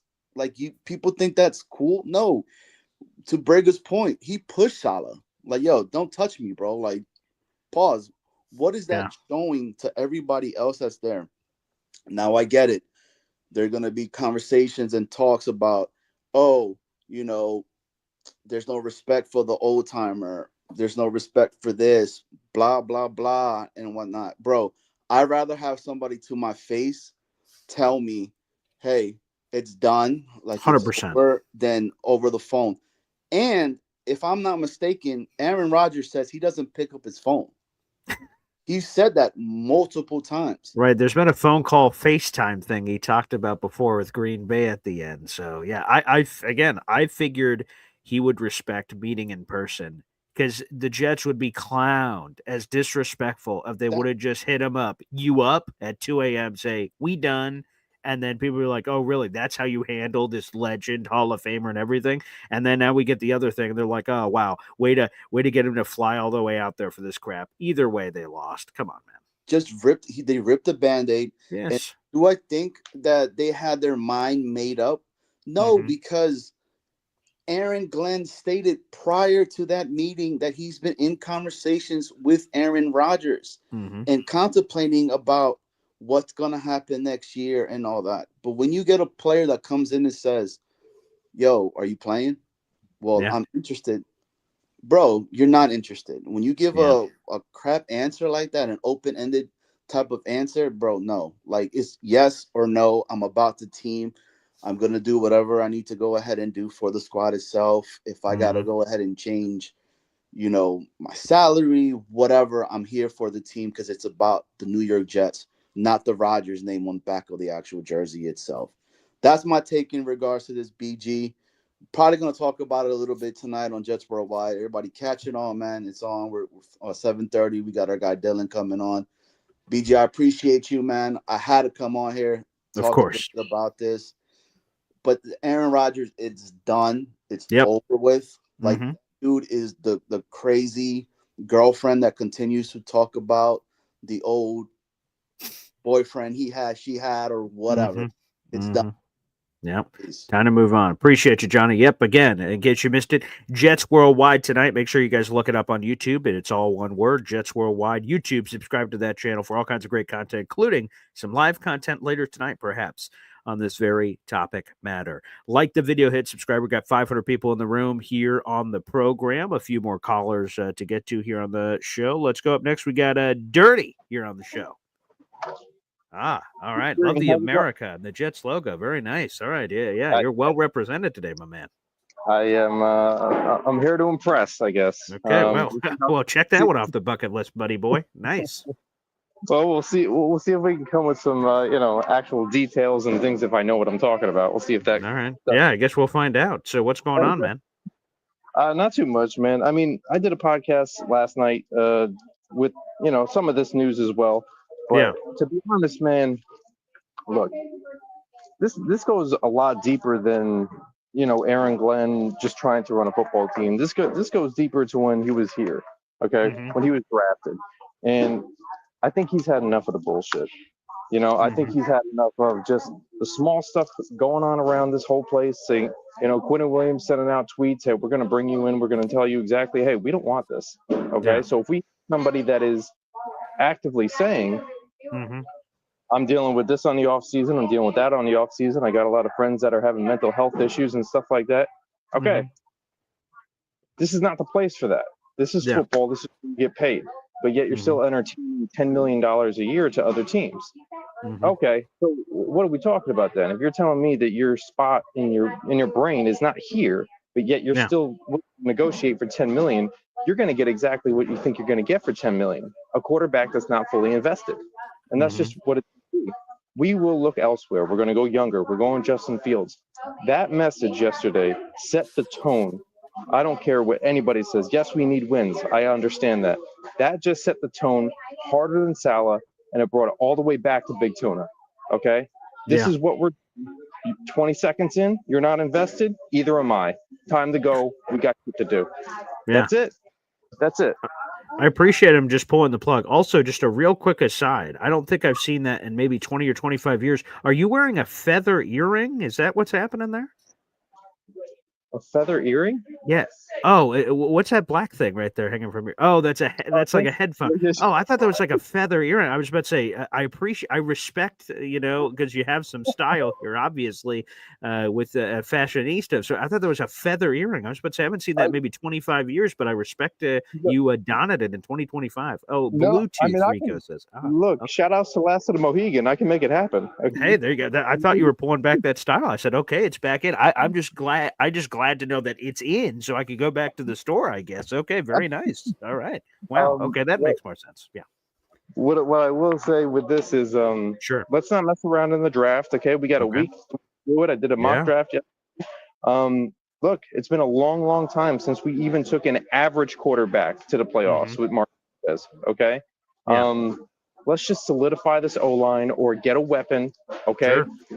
Or if Mason Graham does fall or Abdul Carter, I'm okay with those two. Other than that, let's go offense, okay? Let's solidify these weapons, solidify this offense. Obviously, we have defensive minds already ready to roll, but we need a little help on the offense.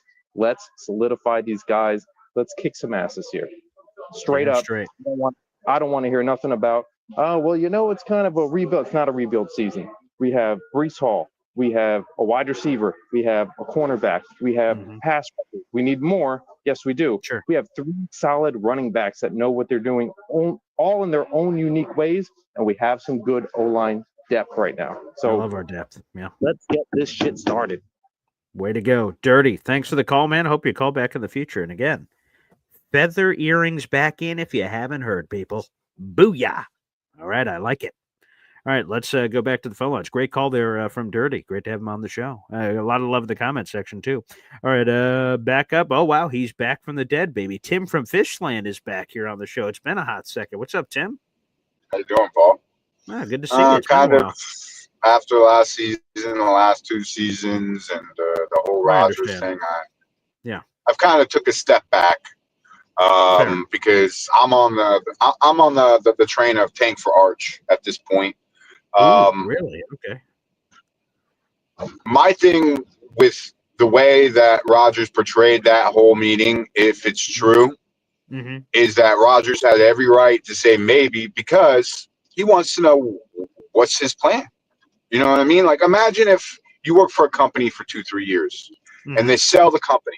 You got a whole new management staff, and they want to sit down and talk to you about you staying or not. You're going to want to know what their direction is, what their plans are, how they see it before you make that decision. Sure. So for him to sit there and say, do you want to play football at the beginning and the start? Well, you haven't given me any information to let me make that decision. Well, is that binding though? So, like, let's say Rodgers unequivocally says, "Yes, absolutely, I want to play football this year." That doesn't sign him up for the Jets. It just confirms that he wants to play. Yeah, but it just feels like they had their mind set up already. And my question to you is, like I said, I haven't really been following anybody. I don't know who he picked up in free agency or anything like that. Yeah. How much? What was the contract Justin Fields got? He got a 2-year deal for $40 million, $30 million of that guaranteed. So essentially, it's a quasi 1-year deal, but it's a 2-year deal. So it gives the Jets negotiating leverage if he is awesome this year, that he won't just hit free agency. So they have him under contract for next year too. So basically, exclusive negotiating rights if it goes great or poorly or any direction. So it's a 2-year deal. Okay. Yeah. Okay. So let's go back 2 years ago, 2022. What did we see? What was the problem with the team? It was Zach Wilson. He couldn't see downfield. He was wide open receivers. Nothing pisses off a receiver more than him running a hard route and he gets open and the quarterback's not even looking in his direction. 100%. Okay, that's number one. All right. Then you go to 2023. Rodgers gets hurt. Season's over with. It is what it is. 2024. There was 10 games where Rodgers got the Jets the lead in the fourth quarter, and what happened? Okay, the defense, the kicker couldn't do his job.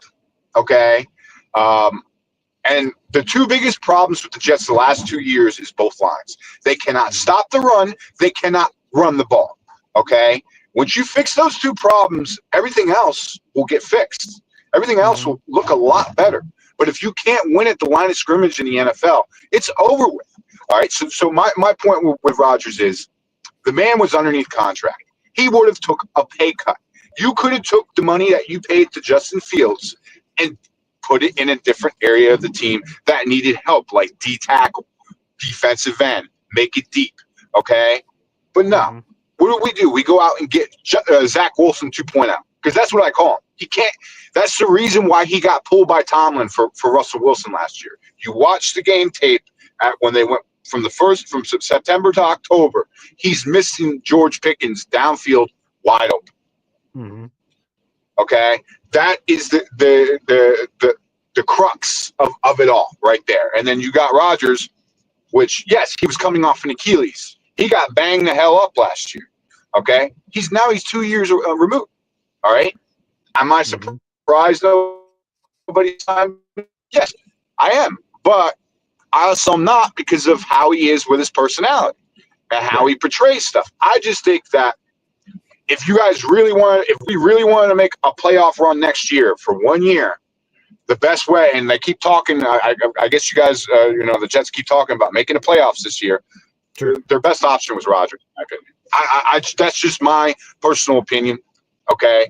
I feel like the Jets are going to go backwards. I feel like Glenn I get what he's doing, but I think he needs to be more deliberate and more, cautious about what he's doing because then he's going to rub other people in the organization the wrong way. Okay. You have to, there's a fine line between being hard and too hard. You see what I mean? Sure. And we'll see how it plays out for him. Okay.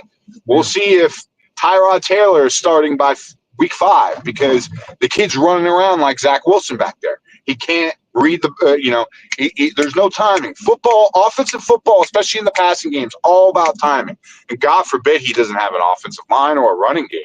All right. Because that was the whole reason why Pittsburgh, or a kicker, that was the whole reason why Pittsburgh was 4-2 before they benched him. It wasn't Justin Fields. So that's just my takes on this. We'll see how the season goes. I'll peek on in the draft, but my expectations are very, very low. Fair enough, Tim. Appreciate the call. Welcome back. Let's throw this up. Let's pour one out. You guys may have heard that. Arch Manning, an Arch Manning reference. We haven't even gotten to the 2025 NFL draft. 2026 NFL draft. Pour one out. Hey, Arch Manning, baby. Okay. All right. There we go. A lot to unpack there. I would just say, because, Tim, I had a similar opinion a couple of months ago that I kept telling myself the Jets' best chance to win in 2025 was Aaron Rodgers. I kept telling myself that. And then I look back and said, well, Aaron Rodgers won 5 games for us last year. We could point to kicker. We could point to this. There are other things that blew game. Sure, certainly. We could. But at the end of the day, it's a results-oriented business, and that was the old 5 dub on the calendar there. No bueno. No bueno. But hey, here's what's bueno. 5 memberships at Boy Green Coffee Club, baby. Hey, boy, hitting us with it. Absolutely terrific. Look at you, buddy. Look at that. Hey, now. Number 44. Woo! 44, that's me! Get some cold cuts. Get some cold cuts. Get some cold cuts. Woo! Give me some! Yeah, baby. J-Boy, give us some. And we do. 5-pack of Boy Green Coffee Club memberships. J-Boy, you now have 80 80 raffle tickets represented this month in our contest. Here are the 5 new members of Boy Green Coffee Club. Feed the Fat Rabbit, he's back. Daz Askutif, he's on. Jets Runny, Jets Johnny, also getting a membership, and Gilbert Gonzalez, all getting memberships to the Boy Green Coffee Club. Baby, shout out to our guy J-Boy here on the program. Well done, J-Boy. Thank you kindly. Let's go. Every time we get 5 memberships or more at a single time, I get to play some fun videos. Let's get that Icky Shuffle getting in there. That's a good commercial. Does not get enough play. Here's a super chat coming through. A cup of Philly noodles jumping in. Every time we get a super chat, we hear from my daughter, Zariah Luna, here on the program. Wow. Philly Noodles 631, the $2 super chat. Thank you so much. Hard or too hard? Not what my fiance says. Get the fuck out of here. I wasn't going to make that joke, but Philly Noodles, I'm glad you did, brother. I'm glad you did. Let's put that there on our pile, Philly Noodles. Thank you very much. Appreciate that. Thank you for the $2 super chat coming through here on the program. All right. Thank you. Let's keep rolling. Let's go to the phone lines. We got EZ, our resident OC, here on the program. What's up, EZ? What's popping? Hey, I'm doing good. Glad you made it home safe. Sorry about your grandma passing. Thank you, man. I appreciate that. Getting back to that Aaron Rodgers interview. Yes. I noticed kind of like it kind of got. No one really talked about it, but he made a earlier on in the interview. He had said something like why would he want to play for the I don't know exactly what it was. It was a really quick little quip that he said where he slighted the Jets about why would I even want to play for that debacle thing.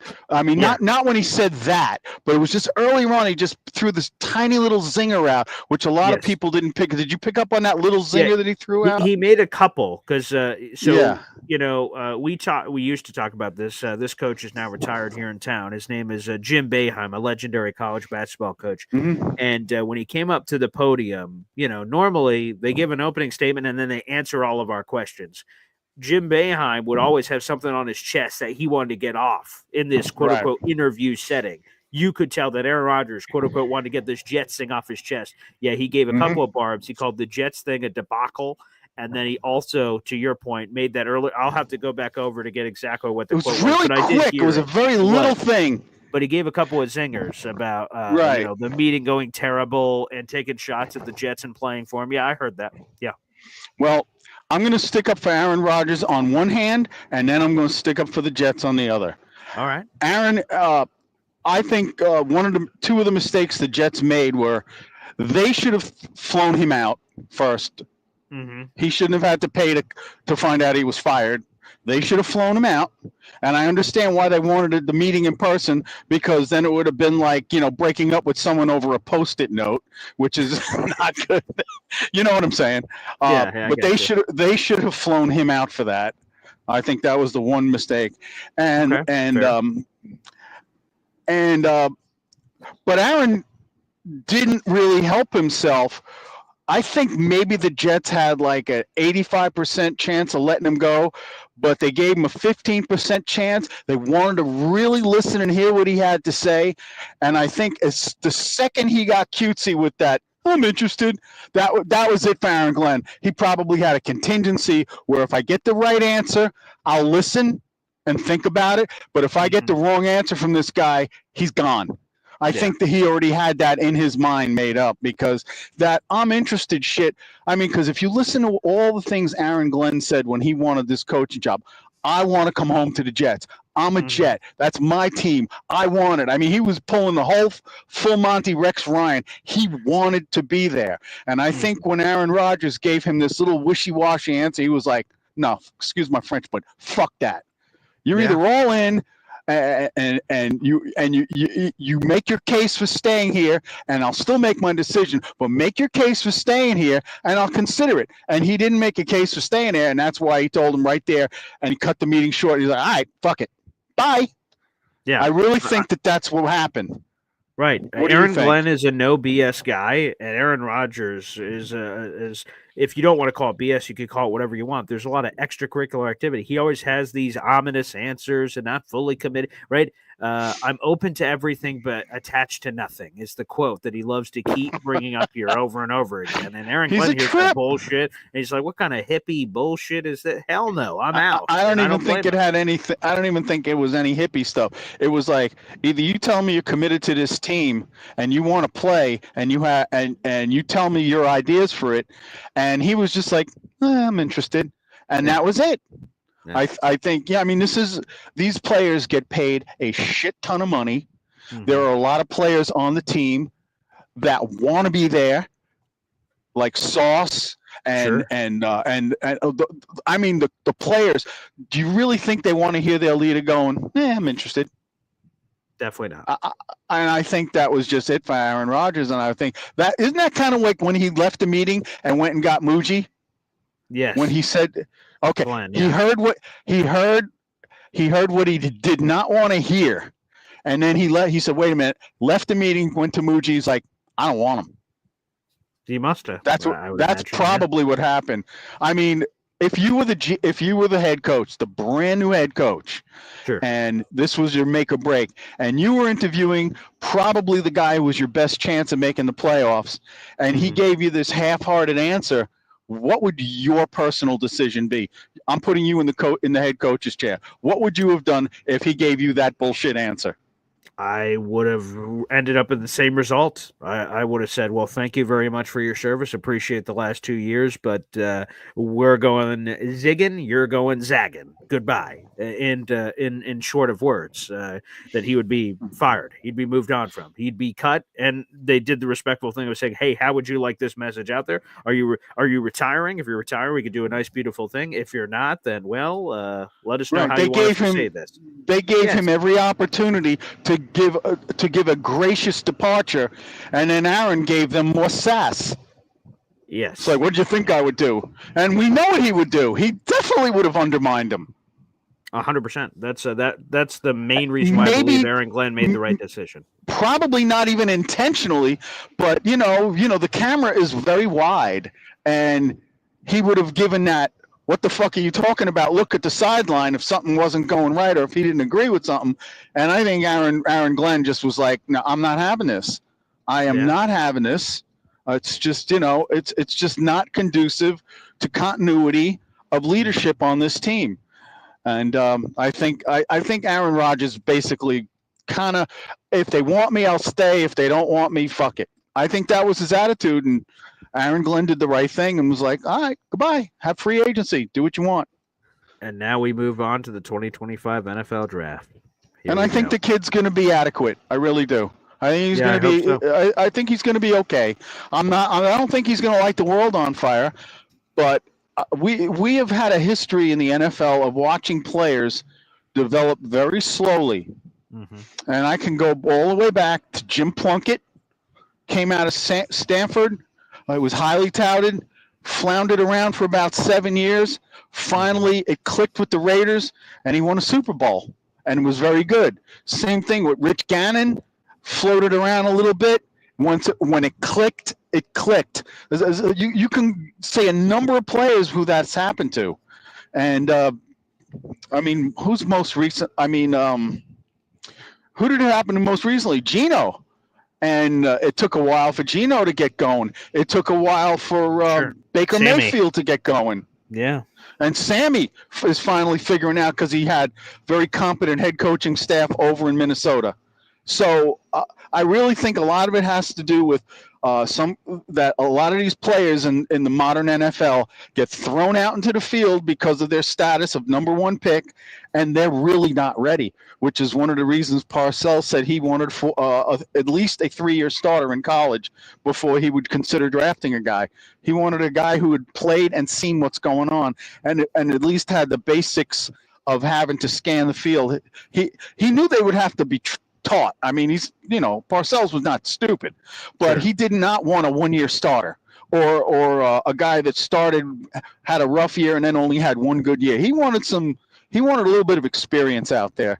something he could take, where he wanted someone he absolutely knew the strong points and absolutely knew the weak points, so he could properly coach these guys.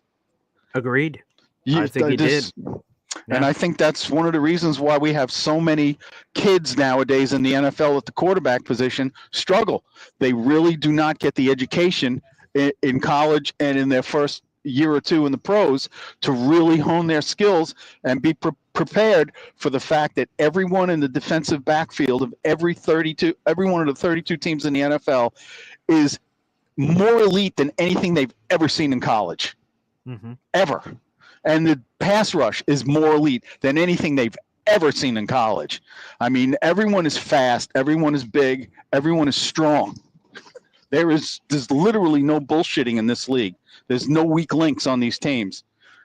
And I'm saying, compared to college. I mean, obviously you get, but everyone on these pro teams, every one of these 53 guys and the practice squad guys are the best football players on the planet.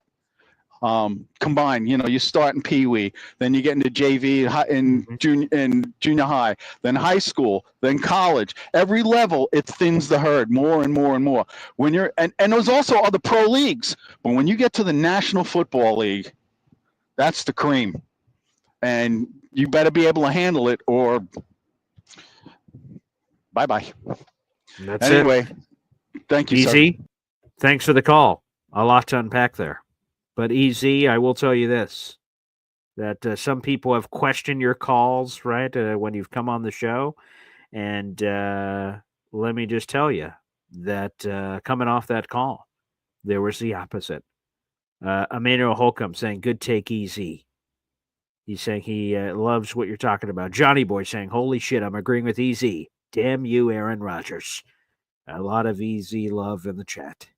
I would just say this to sort of wrap all this up. Thank you to the 600 people in the room. Like the video, hit subscribe. Appreciate everybody tuning in across all three of our platforms here. Heavy on Jets, youtube.com/boygreen25 and @boygreen25 on Twitter. Appreciate it. I would just say that I believe that, again, regardless of what Aaron Rodgers' answer would have been to that question, I think he gave a cute answer, which, again, is just the microcosm of what Aaron Rodgers is from that perspective. Aaron Glenn and Darren Muji had already made the decision that they were moving on. But I don't think Aaron Rodgers did himself any favors with that cute answer. But the hay was in the barn, so to speak. The hay was in the barn. Also, I appreciate all the jokes about Easy when he was coming in and that it seemed like he was just, landing through the stratosphere. There was a lot of jostling happening with that camera. I respect that as well. Great stuff. Easy. I love having him on the show. I'm not sure about the cream or the rise of the cream. I might have gotten lost there a little bit, but Easy always brings it home. Let's go to another caller here. Three Siblings is back here on the show. What's up, Three Siblings? BG, man. How you doing, fam? Man, it's great to have you back on the program, man. What's up, Three Sibs? Appreciate you having me. Chad, of course. Thank you guys for having me. Just wanted to talk really quick. Sure. Regarding the whole situation, regarding Aaron Rodgers, right? Like many, like myself, I was a huge Aaron Rodgers fan, right? Sure. I thought he was the best, just talent of throwing the ball. Literally looking how he throws the ball, right? Beautiful. Come on, man. Spiral, and like when he jumps, like he kind of jumps when he throws the ball too to get that extra oomph. Like, and I always tried to like emulate that, right? When I was growing up, like I loved Aaron Rodgers, man, but it was time to go. Like we could be rude about it, we could be jerks, right? We can say jokes, but like if you're with a team for 2 years, no matter the situation, you're supposed to be the person leading us. If one of your first words coming to the organization was, "Hey, that Super Bowl III trophy is looking lonely," you know what I'm saying? What do you think we're gonna expect? You know what I'm saying? Like, honestly speaking, 2 years, he won 6 games. Like, I understand you got hurt that first season. Sure. I get that, right? But he had 17 games the whole second year. We could blame the defense. We could blame the kicking game. We could blame anything. Every other team, the 31 other teams, could blame all that too. But it's a results-oriented business. He did not perform when it was time. Remember, Like, think about all the games. Minnesota, he had the ball at the end to win. Buffalo, week 6 with first place on the line, he had the ball at the end to win.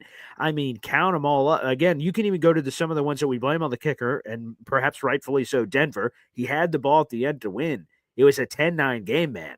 I mean, you had a cajillion moments during that game to win it and seize the moment and take the league by storm. Or take the whatever by storm. He did not. You go to games where they rolled over and died. That's on Aaron Rodgers to rally a team. Buffalo, where they just roll over and die in Buffalo. Arizona, where they roll over and die. The Rams game. Like, there's so many games where they just didn't even show up. And you're like, damn, man. And then you stack that on the games where they actually had a chance at the end of the game and didn't do it.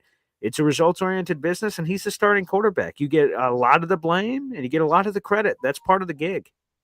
100%. The GM didn't perform, got fired. The head coach didn't perform, got fired. So this new regime coming in, they're not holding their coat tight. They're not holding their success on a 41-year-old quarterback. They're not coming in. They have, I know Jets fans don't want to hear this, but they have ample time to do what they need to do to get this going. I know we want to win this year, right? Like that's our goal to win this year. But they have, I'm pretty sure what Glenn signed a 4-year contract. Like Who's they that? have time to do what they want to do to build this team. Oh, yeah. Aaron So Glenn like signed a 5-year deal. Yeah. 5-year deal. I'm sorry. So Yeah. like, guys, we're Jets fans. Rodgers is not our guy. Rodgers is not win those 4 MVPs here. He not win that Super Bowl here. He did that with Green Bay. That was Green Bay Aaron Rodgers. The Jets Aaron Rodgers did not do anything for us. So I'm not holding on to him, acting like he's our GOAT, acting like he's our MVP. He's not. He was a middle of the road quarterback that couldn't get it done. And it's time to move on. Thank you, BG, for having me. Chat, I appreciate you guys. We're Jets fans. We're not Rodgers fans. We are Jets fans. That's Thank it. you. Yeah, there you go. It's the name on the front, not the name on the back, is what Three Siblings says, and it's a good message. Eventually, we have to move on and rip the Band-Aid off. The only not moving on would be if Aaron Rodgers were to sign with the Pittsburgh Steelers, because the Jets are set to host the Pittsburgh Steelers. We'll find out the answer to that test of when that game will be coming up next month. That is the NFL, by the way, is planning to drop the schedule on the second week of May. It's at 12th, 13th, 14th range is what they're shooting for, from what I heard from some of my NFL schedule-making buddies. Keep you posted on that. Gator McCluskey, not a fan of that Three Siblings call, saying, lazy take, bro. One man doesn't make a team. Jets had the worst coaching staff in the history of professional sports. By the way, quick detour. They couldn't protect him. The defense was bottom 3 in the league. I thought the offensive line was pretty solid, but I get what you're saying. Defense choked so many games. That Indy game, they choked a lot of games. That's very fair. It's very fair. Hey, like I said, for the quarterback, a lot of the blame, a lot of the credit, sort of the role. Let's get to a YouTube super chat here on the show. Oh, wait. Here we go. Wow. Got a little trigger happy on that one. Let me throw that one back down there. Emmanuel Holcomb, $5 super chat. Thank you so much, buddy. I appreciate it. Maybe we have a glimpse of why Aaron Rodgers sat in the green room. Oh, that's sort of sad. To me, earlier, someone had this call. Maybe it was Philly Noodles, but I don't want to miscategorize the wrong person. I hear a lot of people say, Aaron Rodgers only won Super Bowl. To me, I don't chide Aaron Rodgers for one Super Bowl. Has he had a lot of opportunities? The Seattle onside kick game where they should have went to the Super Bowl that year. I mean, there's a lot of years they could have, should have, would have went to the Super Bowl. The 15-win year on the Packers. I mean, should he have more than one ring? Maybe. But some of the greatest don't even have one. Dan Marino, aisle 1. Okay, this amazing, one of the greatest quarterbacks of all time. Sorry to bring this up, Jet fans. But this amazing quarterback never won a ring. Winning a ring is hard. He has one Super Bowl and a Super Bowl MVP, and he's going to the Hall of Fame moonwalking backwards.